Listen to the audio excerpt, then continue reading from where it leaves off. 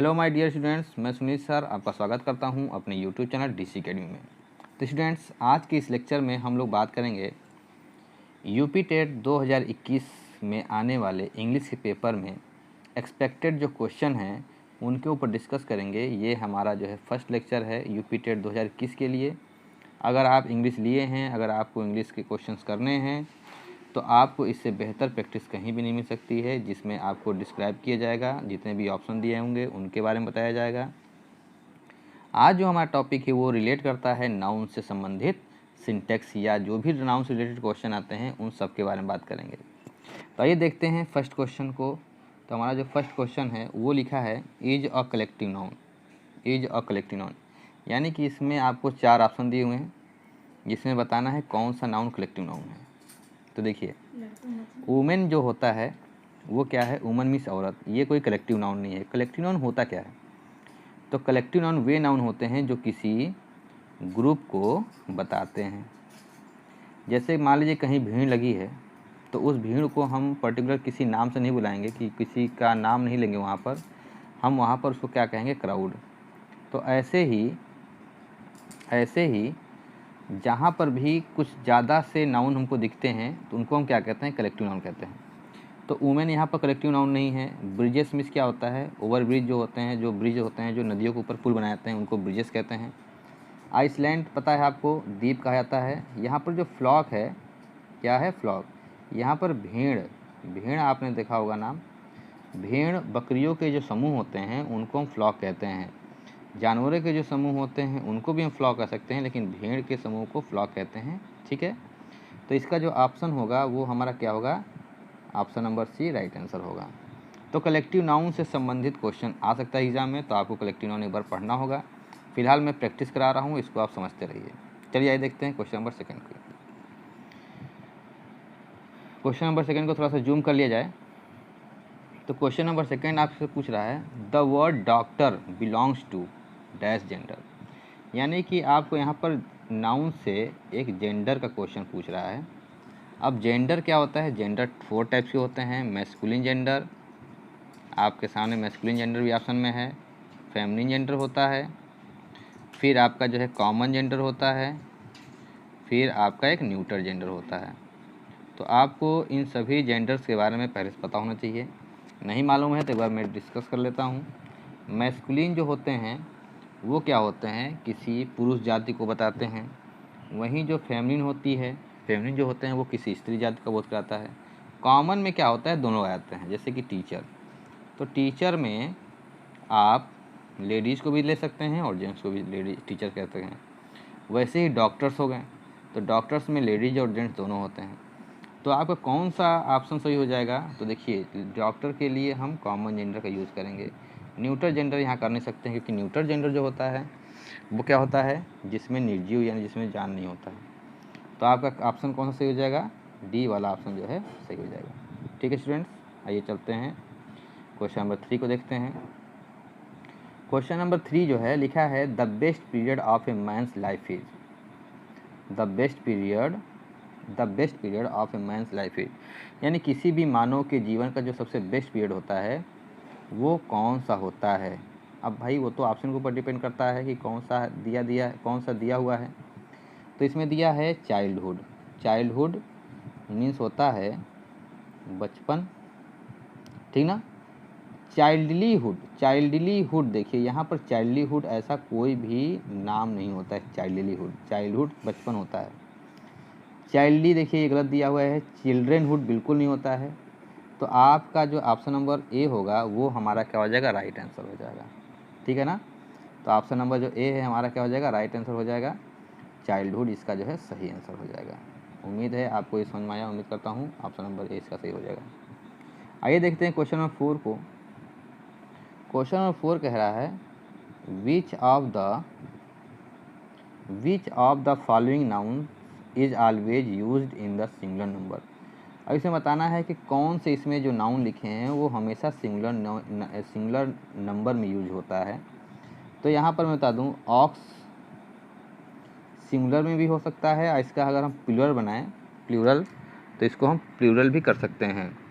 Plural में क्या हो जाएगा? ऑक्स का ऑक्सन। लेकिन इन्फॉर्मेशन का जो है इंफॉर्मेशंस नहीं हो सकता है। ऐसा एक रूल है, बताया गया है कि इंफॉर्मेशन हो या सीनरी हो, या फिर फर्नीचर हो, या फिर लगेज हो, एडवाइस हो, मिसचीव हो, बहुत से ऐसे नाउन हैं, जैसे पोइट्री है, इन सब का जो है बहुवचन यानी प्लूरल नहीं बनता है, इनको हमेशा सिंगुलर नंबर में यूज़ किया जाता है। ठीक है, तो यहाँ पर देखिए इन्फॉर्मेशन इसका जो है राइट आंसर हो जाएगा, क्योंकि चाइल्ड का जो है प्लूरल बेटा चिल्ड्रेन होता है। क्या होता है? चिल्ड्रेन होता है। फूड का प्लूरल जो है फीट होता है। क्या होता है? फीट होता है। और इसका चिल्ड्रेन होता है। ठीक, ऑक्स का ऑक्सन होता है।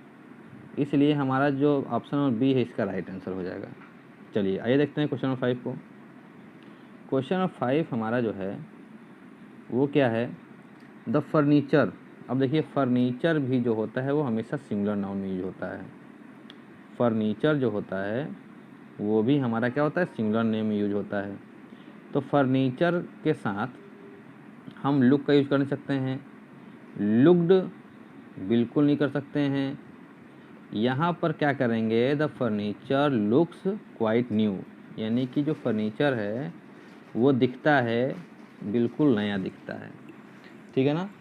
तो हमारा जो ऑप्शन नंबर सी होगा वो सही होगा। बहुत लोग सोच रहे होंगे कि लुक्ड सही है, पर लुक्ड सही नहीं होगा। ठीक है ना? यहाँ पर लुक्ड का यूज़ इसलिए नहीं होगा क्योंकि दिखती थी, यानी फर्नीचर जो था, यानी फर्नीचर जो थे वो लुक्ड में दिखाई देते थे। कैसे? Quite new. तो ये ऑप्शन सही नहीं लग रहा है, लुक सही होगा क्योंकि ये प्रेजेंट की बात है। अगर लुक्ड के यहाँ यूज़ करेंगे तो पैसिव वॉइस में सेंटेंस बनाएंगे तो यहाँ पर वाज लुक्ड कर देते हैं तो सही हो जाता है।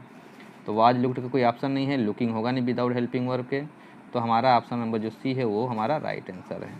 चलिए आइए देखते हैं क्वेश्चन नंबर 6। क्वेश्चन नंबर 6 लिखा है the mice caught in the trap. Mice जो होता है, मैं बता दूं, माउस का प्लूरल होता है। माउस का क्या होता है? प्लूरल, माइस। ठीक, तो माइस चूँकि सिंगुलर है कि प्लूरल है, तो आपको बता दें कि माउस सिंगुलर होता है और उसका प्लूरल क्या होता है? माइस।